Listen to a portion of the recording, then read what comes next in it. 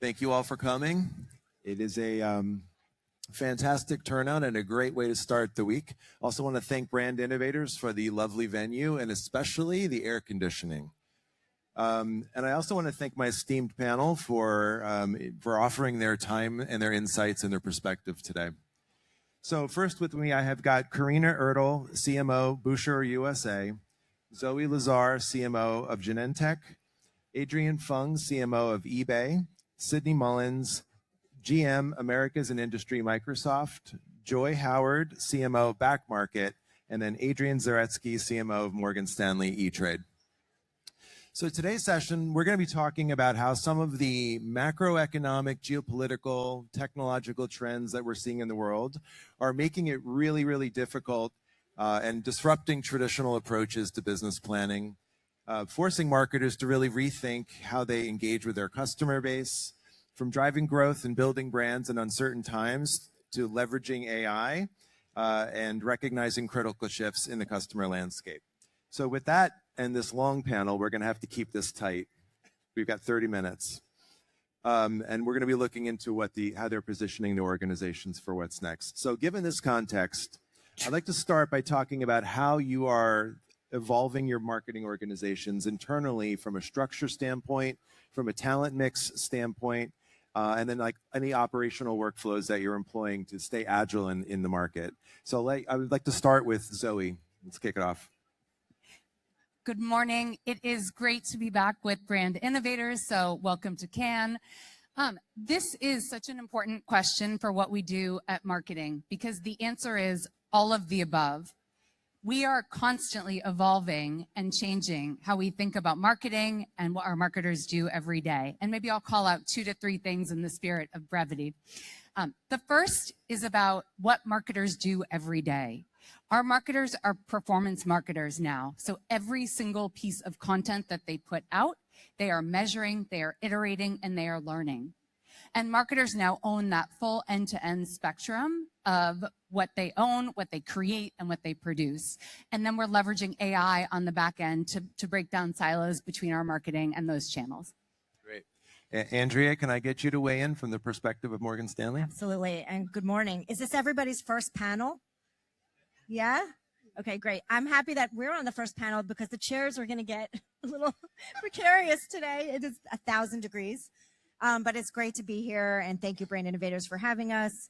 It is definitely a time of tremendous change. I think, within our marketing organization, we are thinking through what are the tools and capabilities we need, what is the right talent mix, and I think at the end of the day, we're really leveraging AI for the efficiency, for the productivity, but what has to remain core is the client and putting them at the center and making sure that the insights, the judgment, that's all human-based, as well as the creativity. So I think it's a time of definitely balancing both and figuring out how do we leverage all of the goodness and unlock of AI to do a better job of showing our clients we understand them, we understand their needs, and we want to exceed their expectations at all times. Joy, from Back Market's perspective. Yeah, I mean, I think there's never been a time when working in marketing required more flexibility. So this is the thing that I really try to reinforce with my team is the need for athleticism. So I really look to cultivate a lot of, I really focus a lot on capability within my own team. And I'm very lucky to work for a company who has a very sober view of AI and has been pretty straightforward about the fact that we are not looking to reduce our workforce, but we're looking to double our business while keeping our headcount flat. And having everyone really understand that and think deeply about how they use these tools to get it done has been very empowering and exciting for us. We doubled down on that which we think AI should never touch, basically our brand voice. We have a very distinctive brand voice. We invest, very heavily in our writing capabilities, which is a big part of how we're successful. We zig when others sag, and it really helps us stand out and break through. So we're not going to change that. But I do think for young people in marketing, it's very important for them to know that this is probably one of the most tumultuous times that they'll ever experience in their careers, and to really work with them to expect a lot of change. You know, the days where you could work 2 years in the same position and then move on, those are long, long gone. So really trying to keep people, you know, excited and optimistic while embracing the sort of constant change that's happening right now has been really, really important, because we work in a space where the emotional valence and the inspiration is so important. So you have to keep that alive in the face of these relentless pushes towards efficiency and dehumanization. It's really a challenge. And Adrian, can I get you to weigh in? Sure. It's amazing how quickly things are changing. And as we think about how we evolve the organization, it's really hard to take existing marketers who are trying to do really good work and have them think about what is really going to be next. How do you really evolve? What's the technology? And so we've been trying to supplement that with a broader skill set, bringing in more product management expertise directly into the marketing organization to help sort of craft what the future looks like. What is the underlying technology that we need? What is the MarTech platform? Bringing in change agents to think about how do we evolve the overall organization and workflows. You need to dedicate time and space for people to be really able to think about what does the future look like, so that people who are doing the day-to-day aren't completely distracted and paralyzed by the fear of how to change. So supplementing sort of the skill set of the core marketing organization with these new talent, new skill sets is super important for us to be able to change quickly. Thank you. So I'd also like to understand how you are adapting your approach to long-term growth and brand building amidst all of this volatility. And Carina, I'd like to throw it to you. Thank you. Well, first of all, I think from a luxury marketing perspective, it's really crucial that AI is, for me, more like an enabler. It's like invisible and it should be in the background. So we are optimizing towards that. But then what comes even more important is the human connection. It's the experience, especially in luxury retail, where it's very high touch, and we're trying to build like lifetime value with our clients through like experiences and brand building and storytelling. And I think that becomes so much more important and goes into the forefront, enabled by AI in the background. And Sydney, from Microsoft's perspective? Well, certainly I can talk about Microsoft in the Americas. I mean, I have the gift of a very large product portfolio across a very diverse set of markets. And so we're in a constant process of figuring out how to balance the short term, which is what is the revenue in quarter, and the long term, but also our product release cycle. And so for us, it's really, I always talk to my team about where's the next best dollar spent. And so we spend a lot of our energy on figuring out what performs, what doesn't, how we never fall in love with the bricks, figure out what we have to go do next. And but I think that balance is constant. It really is about the talent and the team who can make sure they're always leveraging data, leveraging the insights we have, and leveraging what really needs to be a forward-looking next set of priorities. And then down at the end, Andrea, can we get Morgan Stanley's POV? Yes, I would say, you know, there's so much at stake, and it's incredibly important for us to encourage proactivity, a real intellectual curiosity. I think this is something where you can't delegate. Everyone has to kind of roll up their sleeves, and particularly from leaders down, you need to model that, you know, quality for sure. And then, you know, try to continue to think about how can this give you more time back. I think one of you said, which I really liked, I think it was my neighbor, that we're not looking to go down in resources. We're just making sure to change what the resources do. So again, like staying flat, but recalibrating so that we're using everyone's strategic and creative abilities as much as possible, while, you know, leveraging AI to take care of some of the minutia that hopefully, you know, is going to let people have much more time to do the right things. And then Zoe, I'd love for you to weigh in on this one too. Yeah, I'm glad that you called on me, because when you think about what Genentech does as a global biotech company, we're not selling a luxury product. We're selling something at the most critical part of a patient's life potentially. And so one of the things that we've evolved, and we think about our short versus long term, is that 2 to 3 years ago, we would think of point of prescription or fulfillment as the end. And now that's actually a point in the omni-channel journey of how we're thinking about growth. If it just ends with the prescription, then we're missing adherence. We're missing the next best thing that the patient might have to do. And one of the things that we're doing is really changing our entire strategy to go exactly where the patients and physicians are. And that is a complete 180 from where we were even 5 years ago. TikTok, Reddit, Brand Innovators, all of these different organizations are really critical to that strategy of building trust. So one of the trends that we were talking about in our prep calls that was most disruptive from a technological perspective is probably the safest one to touch on versus geopolitical or macroeconomic, right? Was AI. So I'd love to hear from you all around what's the most meaningful impact or the biggest unanswered questions for you as it comes to AI. And let's start with Joy, back market. Oh, I love this question because I would really just love to talk about geopolitics the whole time. And AI is so much at the crux of what's happening geopolitically right now. And our industry, I work in the refurbished electronics industry, is right in the heart of that too. So, so a couple things. First of all, I don't know if you guys have heard about Ramageddon, but it's the prices of RAM are doubling, tripling. So this is actually incredibly wonderful news for our business. Total tailwind, super, super fun.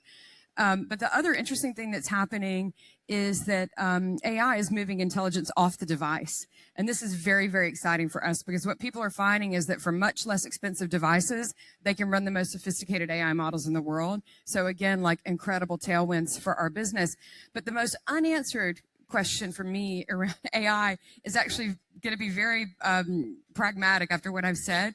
And it is, should we build our own searching assistant within our site or just realize that people are always going to be searching in the LLM and coming back to the site? Obviously, you know, the core of e-commerce is you want to keep people in there, but I just don't know if people are ever going to connect with Rufus in the way that they're going to connect with Claude. And Sydney, from Microsoft's perspective? So I get the fun of spending all of my time in talking about the question of AI. I think for me, the biggest opportunity is all of the unknown opportunities. So for me, I love getting to come to sessions like this and hear what questions people still have and how do we tell the story. Obviously, we have a perspective about AI as the assistant, and that's what Copilot is really all about. The more I talk to more people, I realize that really works based on fear and concern. But I'd say the biggest advantage at this point is watching the unlock of all of the people within our team, watching them think about what if we could, and then within days, weeks, months, be able to do that thing, and getting to see that across industry after industry. And so for me, I think the biggest question that remains is how do we from our seat answer the questions people have? And how do we make sure people feel comfortable and empowered with the potential? I know internally it's radically changed how I get to do what I do for a living. So that's my excitement. I'm here for the questions. It's fantastic. I am too. Adrian, how's eBay thinking about AI? Yeah, we think about AI very differently, and it's very exciting. So a lot of people talk about AI in terms of driving efficiency, improving speed, but we talk a lot about AI in terms of how do we create magical experiences for our customers? Because AI can help customers do things that they could never do before. And so being able to be very creative about what does it enable you to do? What kinds of customer experiences can you now create that you could never do before is really exciting. So as an example, one of the things we did at eBay was we created what we call a magical listing flow. So when you're listing an item for sale, it used to take 5 or 6 minutes. You'd have to fill out the title, take a bunch of pictures, fill out all the item descriptions, talk about all the different specifics around that item. We created a flow where you don't need to do any of that. You take a picture, it starts telling you, oh, well, this is a pre-loved shirt, take a picture of the label, take a picture of this, take a picture of that. It guides you through the whole process and then creates a listing for you in 30 seconds. And that's magical. We saw the number of listings that people were doing go up by a huge number. It was one of the best A/B tests we had done in the last 3 years because we were able to create an experience that was never possible before. And Carina, can I get you to weigh in next? I love that example, by the way. I think I'll want to talk to you more about it. For us, exactly to that point, I think the first thing is like really figuring out the roadmap, because we are on this complete other spectrum of like brick and mortar retail, where the in-store experience is still so important. So for us to really understand what is the right roadmap, what is the right adoption rate, and not just getting lost somewhere in the conversation, I think is a big point. And then the other part is obviously that luxury has always been built up on scarcity. So for us, it's about like, okay, I get so much content, I have so many ideas, and it becomes a little bit abundant. So where can we really hone in? How can we make that experience even more powerful? How can we make every event and the execution of every event flawless and incredible? And how can we really build content and community and be cultural relevant? And then Andrea. Sure. And Morgan Stanley in wealth management, what some of the business includes 16,000 financial advisors. And when you think about what AI is enabling them to do, the most important thing we can do in this time and age is build trust with our clients and build long-term relationships. Clients don't want to call and speak to a robot. They want the advisor, and they really rely on that advisor for advice, experience, etc. So if we can remove a lot of the things that take up the time in an advisor's day, summarizing meeting notes, scheduling time, looking through models so that they have as much time as possible to proactively reach out to clients, build that relationship, be proactive with ideas that will, help them do things more in life and make sure they have more to enjoy. That's a huge win for us. So we're spending a ton of time partnering with some of our partners in the AI space to use some of these tools and capabilities so that you just have more time for trust and relationships. Thank you. And lastly, Zoe, can I ask you to weigh in as well? Back to leveraging AI. Yes. It's so interesting because I predict, to I think Sydney's point, this idea of next best action will permeate every single thing we do, both internally and then externally. And what we have the potential to see is healthcare is way behind every single other of my CMO colleagues here. We're behind. And so a vision that we have is to create some sort of partnership for a personal health agent that might be able to connect even something that a symptom that you had that you're searching for with a diagnostic and a test result. And so this idea of what you should do to be proactive about your health and really get that information from disparate data sources, that's the power, that's the future. And we're not there yet, but we'll get there. So I have maybe a little bit of a flip side on the AI question. What's one assumption or narrative around AI that's in the industry that you think somebody is getting wrong? And maybe I'd like to start with Sydney on this one. That the robots are taking over? I don't know. I think the amount of nervousness I hear is fascinating to me, and I don't want to downplay what people's emotions are, but what I have seen, what my life experience is the unblock of AI. How can I get to the data about my customer? And for me, that's lots of customers in lots of places who want lots of different things. I've seen the unlock for my team on how do we serve our customers with more languages faster, more quickly. That used to take a lot longer and frankly be impossible in a couple of languages.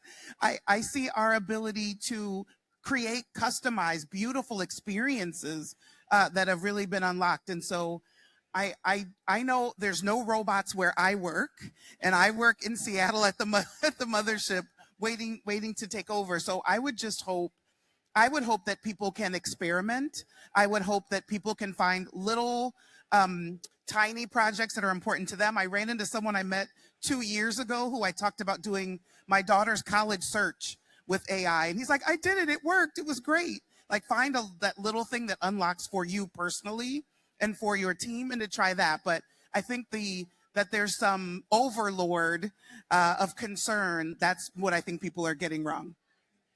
And Adrian? Oh, Adrian or Andrea? Adrian, sorry. Sorry. I think one of the things that people are getting wrong is that AI is going to take creativity out of the process. That there's a lot of AI slop out there, but that's not because of AI. That's because people it's just too easy and people aren't taking the time. And I think AI can actually unlock creativity in different ways and make creativity more relevant. So instead of just having, one message to a very broad group of people, you can create more tailored messages. You can unlock creativity at a personal level that just wasn't possible before. But it takes effort, it takes human guidance, it takes real human creativity in order to use the tool properly. And Joy, I think you might have an interesting point of view on this around taste, and I'd love to hear you. Yeah, I mean, I think, tools are never neutral, and it's important to remember who created them. And I think a lot of times the bias and the people who created these tools really shows through. And I know that if you're here and you work in marketing, you've definitely encountered people who are much less qualified than you that think they can do marketing as well as you. This is one of the things about marketing that's really hard. Everybody thinks it's just easy, right? You can do it.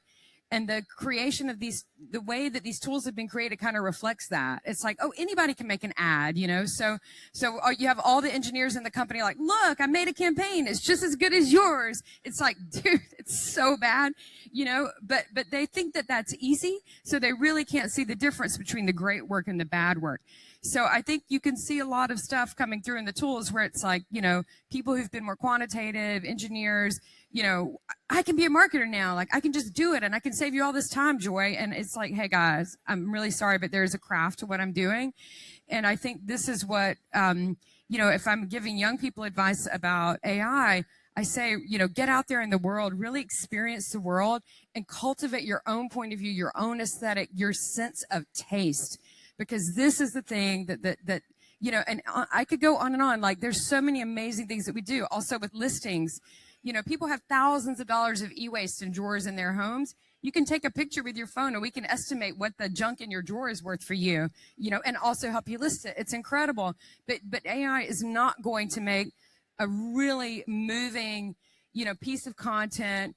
It's not going to make a billboard that people will gladly take photos of and share, which we do on a regular basis with real creativity. That's a great transition to our final question, and a little bit of a personal one for me. I have two daughters in university, both art students, both struggling with this very question: what am I going to do with my life? What is the world going to look like in 2 years when I graduate? So I'd like to go through each one of you and answer this question. So for the 18 to 22-year-olds, maybe not out here, but at home, considering potentially a career in our industry, what's one piece of advice that you would give them to help them prepare for the road ahead? Let's maybe start at the end with Andrea and come on down. Sure. And I have two teenagers and they have very different sentiment about AI. One is terrified to use it and get caught by her teachers, the software, and the other one uses it all the time. And so it's interesting. I do think you have to know how to use it. You have to know how to have AI work for you, and you should start as young as possible. It doesn't mean use it for your assignments where you're not supposed to, but you need to understand the power that it can unlock for you. The advice I give, I think some of the human qualities that are important today in career development and talent acquisition will continue to be so no matter what happens with AI. And that is all of the things in terms of figuring out how to add value, being a hard worker, being curious, figuring out ways to drive the business, understanding the client. So I think demonstrating curiosity, hard work, dedication, commitment will still be important in the future. I agree with that. I think, it's nail the fundamental. Oh, are we going in line? Okay. Absolutely. So nail the fundamentals. You need to do well in school. If you don't do well in calculus, you're going to be intimidated by economics. And the most important thing is to not allow yourself to be intimidated by any subject matter, but spend every other minute of your time immersed in creative culture. Or in creativity, creative pursuits, period, because culture follows creativity, and culture is what shapes why people buy. It is the most obvious thing that gets lost over and over again. So I would really say immerse yourself in creative culture, liberal arts, all that stuff is going to serve you well. Of course, you have to work hard too. So I have the honor to have two kids, one that's 16 and one that's 20. And so I'm in the heart of this, and my son will likely be a sales and marketing sort of human being. And what we've talked about a lot with both of my kids, the other will be in healthcare somewhere, is that it really doesn't matter what you decide to do or what the change is. There will always be change. There will always be something new on the horizon. And so we focus on human connection and on experiences. And to your point about culture and taste making, that is what is going to make them who they are. I started out, I actually wanted to go to art school to sculpt. I have a degree in political science. I then got one in computer science, and I was in consulting for lots of years. But what I learned through all of that is, how do you make connections with humans? And how do you develop a sense of experience and the sense of taste? Because ultimately, to your, the point about creativity or something else, what we do is taste making. We figure out through all the noise and all the slop that's out there is, how do you connect with humans? And so we go on really nice vacations, and they meet lots of people in different walks of life, because that's what'll make a difference.